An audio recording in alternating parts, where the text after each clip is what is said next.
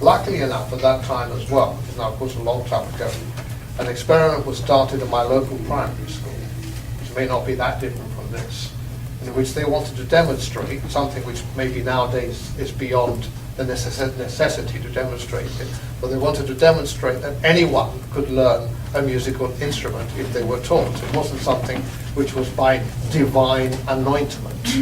Okay, so suddenly they introduced a violin learning program. Everybody in the school. And I took to this like a duck to water. Again, I was just 5, it was starting in that primary school.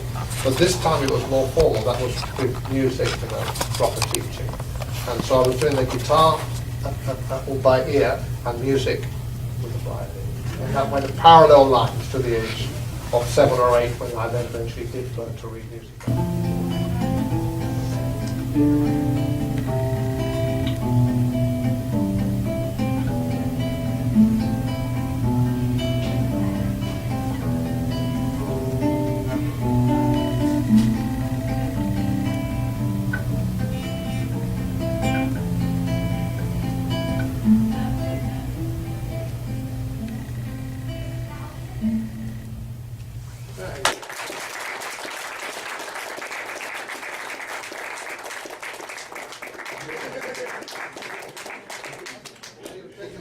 Well done.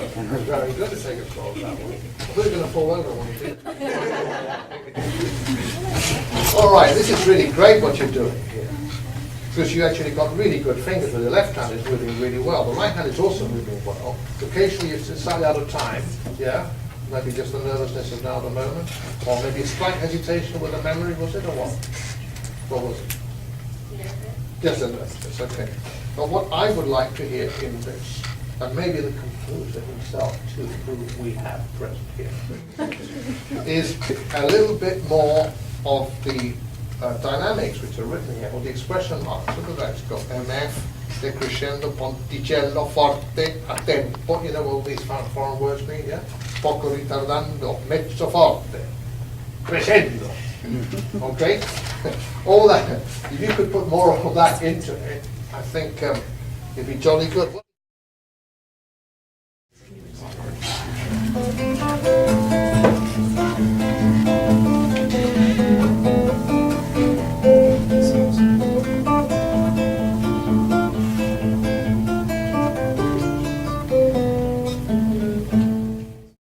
Practice tends to be a bit like this. You get to a difficult bit, you then go through it maybe once or twice, and the moment you get it right once, you then go on to the next phrase. But if you can remember a very simple little 3-word trick, which might completely change your attitude towards this, you could call it the 5-time test. 5-time test. What the 5-time test considered is like a musical snakes and ladders. Do you have snakes and ladders here in the United States as a game? You know, when you play Shoots and ladders. what do you call it? Shoes and ladders. Shoots. Like parachutes. CHUTES. Like shoots and ladders. So in other words, you know, if you get it, you know, if you have to get it right 5 times in a row.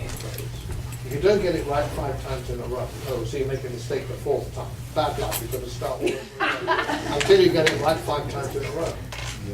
That will soon sort out the memory problem. Okay, let's see what happens.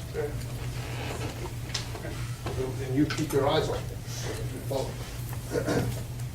1,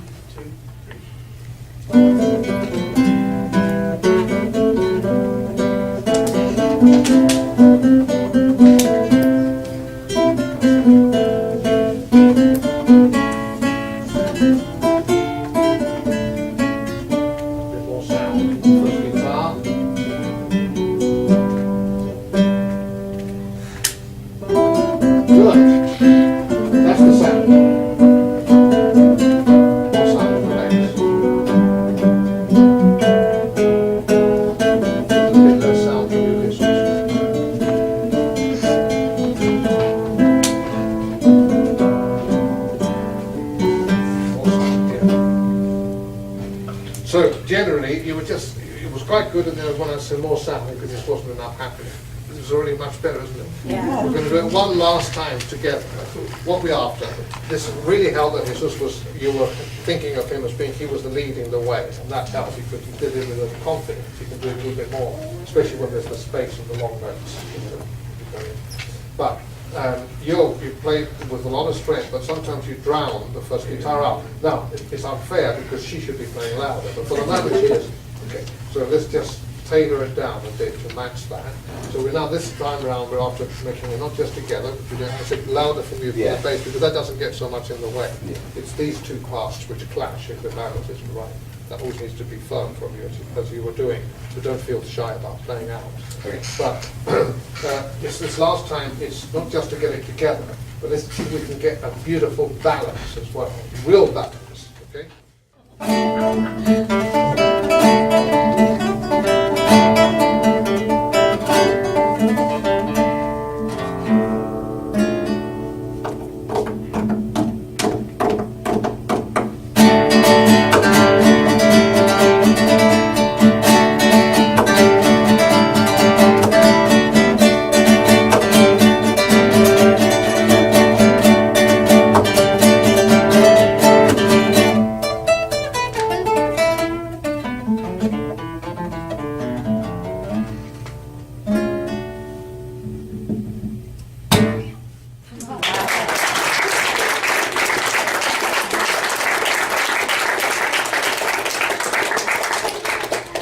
Well done. You were not happy about that or what?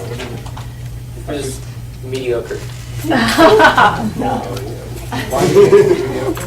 I don't know, maybe I'm just a harsh critic of No, myself. but what specifically Well, do you think? I do this a lot. I change tempos a lot, and I don't know. I was just ahead of my fingers, I guess.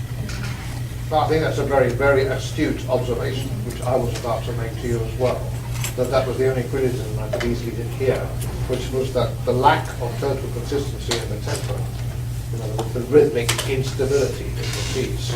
And you're well onto that, and that's really very good.